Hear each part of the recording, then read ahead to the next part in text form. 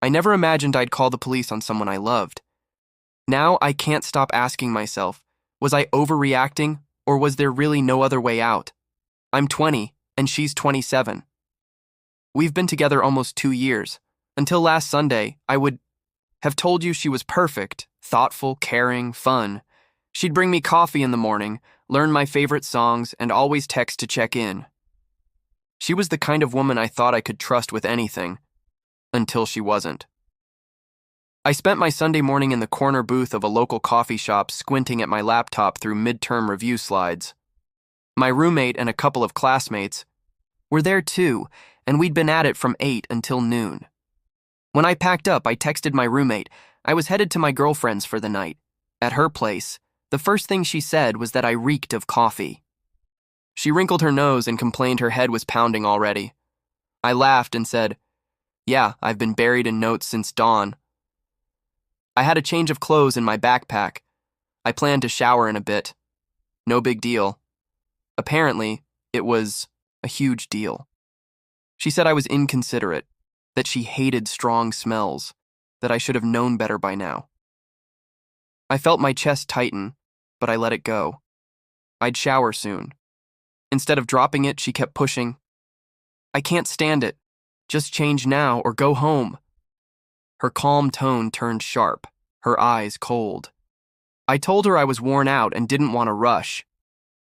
"It wasn't worth fighting over," she snapped, grabbed my shoulders, shoved me hard enough to make me stumble, then locked me inside the bathroom.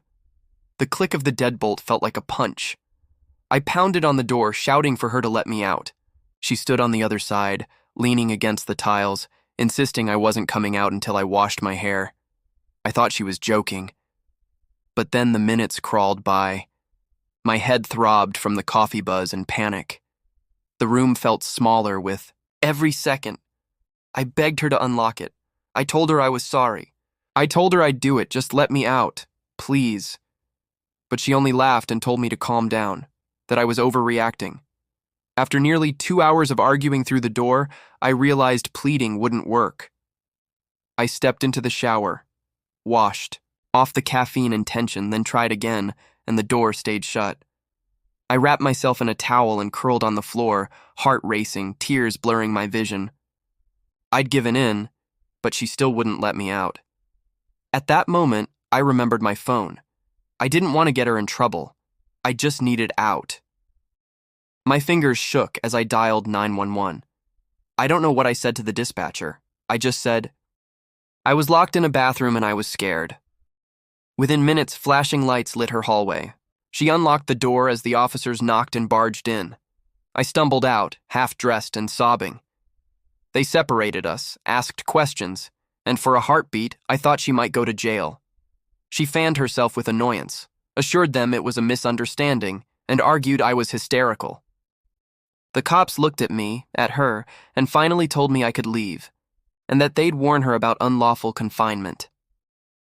I walked out into the cool evening air, my towel and dignity clutched around me. She tried to follow, yelling that I was an idiot, that I'd ruined everything, and that I'd almost gotten her arrested. She called me selfish, dramatic, told me she could never trust me again. I tried to explain, my voice cracked, that I just needed help, that I was suffocating inside there. She didn't listen. Now she won't return my calls. My friends ask if I'm okay. I don't know how to answer. I feel ashamed and bewildered. I think about the woman I thought I knew. Someone warm and loving, and the one who locked me in a bathroom when I wouldn't jump to do her bidding. Maybe I should have walked away sooner. Maybe calling the police was too much. But I'm the one still here, still trying to make sense of how love can twist into control. I keep asking myself, was I wrong for calling 911? Or was that my only choice when someone I trusted decided I wasn't allowed to leave? Sometimes standing up for yourself feels like the hardest thing in the world, even when it's the only thing you can do.